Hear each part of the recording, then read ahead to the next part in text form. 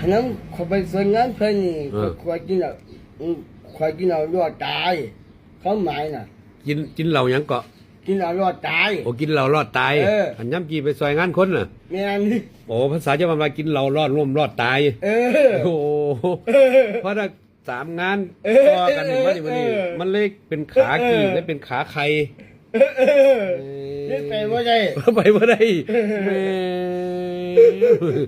โอ้กลับไปบ่ได้ให้มันเศร้าเนาะขันบ่เ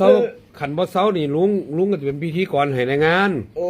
ลุงอ่านประวัติได้อยู่ข่อยสิคิดก่อนจะนำบ่ลุงอ่านลุงเตรียมตัวแล้วลุงเตรียมตัวแล้วข่อยสิเตรียมตัวจะนำพร้อมเดี๋ยวนมัสการพระคุณเจ้าที่เคารพอย่างสูงเรียนประธานและผู้ร่วมพิธีที่เคารพทุกท่านบัดเจียงใจร่างที่ปรากฏอยู่เบื้องหน้าของท่านทั้งหลายนั้นคือร่างนายศักดาแสนเท่า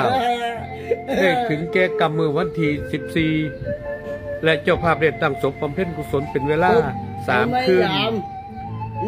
สำหรับมื้อนี้เป็นพิธีทักษิณานุปทานโดยการทอดผ้าไตรบังสุกุลเป็นครั้งสุดท้ายก่อนจะมีพิธีประชุมเพิ่มต่อไป